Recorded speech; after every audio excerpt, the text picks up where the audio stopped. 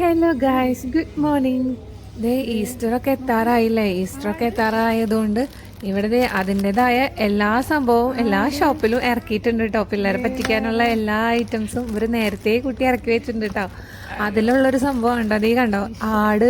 ഇത് കുറേ പേര് വാങ്ങിക്കുന്നുണ്ട് കേട്ടോ. ആടിൻ്റെ ഷേപ്പിലുള്ള ബ്രെഡാണ് കേട്ടത്. ഇത് നമ്മൾ കഴിച്ചു നോക്കിയിട്ടില്ല. ആടിൻ്റെ ഷേപ്പിൽ, പിന്നെ വെറൈറ്റി ആടിൻ്റെ ഷേപ്പിൽ നന്നായിട്ട് മേക്കപ്പ് ഒക്കെ ചെയ്തിട്ടുള്ളത്. അങ്ങനെ നല്ല ഭംഗിയുണ്ട് കേട്ടോ എല്ലാം കാണാനായിട്ട്.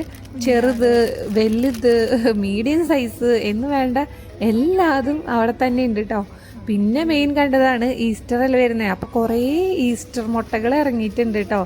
എല്ലാ തരം ചോക്ലേറ്റ് ബ്രാൻഡിൻ്റെയും ഇറക്കിയിട്ടുണ്ട്. മിൽക്കയുടെ ചോക്ലേറ്റിൻ്റെ ഈസ്റ്റർ മുട്ട, അതേപോലെ റഫേലോൻ്റെ ഈസ്റ്റർ മുട്ട, അങ്ങനെ എല്ലാതും പിള്ളേർക്ക് എന്താ പറയുക, ആ ഏരിയയിൽ നിന്ന് ഇവിടെ വരാണ്ടിരിക്കാനുള്ള എല്ലാ സംഭവങ്ങളും അവർ സെറ്റ് ചെയ്ത് വെച്ചിട്ടുണ്ട് കേട്ടോ. പൊന്നൂസിനൊന്നും കൊണ്ട് ഈ ഏരിയയ്ക്ക് അടുപ്പിക്കാൻ പറ്റില്ല. നല്ല ഭംഗിയുണ്ട് കേട്ടോ കാണാനായിട്ട്. മൊയൽ, കുഞ്ഞ മൊയൽ, ചെറിയ ഇത് പക്ഷിയുടെ ഇത്, അങ്ങനെ എന്ന് വേണ്ട എല്ലാ സംഭവവും നല്ല രീതിയിൽ അറേഞ്ച് ചെയ്തിട്ടുണ്ട് കേട്ടോ കാണാനായിട്ട്.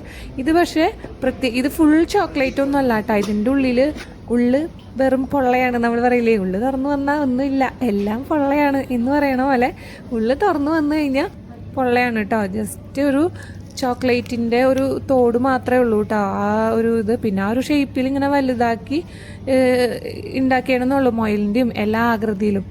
മുട്ടയായാലും ഈസ്റ്റർ മുട്ടയായാലും അങ്ങനെ തന്നെയാണ് കേട്ടോ. ആ ഒരു വലിയൊരു ഷേപ്പിൽ ഉണ്ടാക്കി എന്ന് മാത്രമാണ് ഉള്ളത്. അപ്പോൾ okay, bye bye, take care.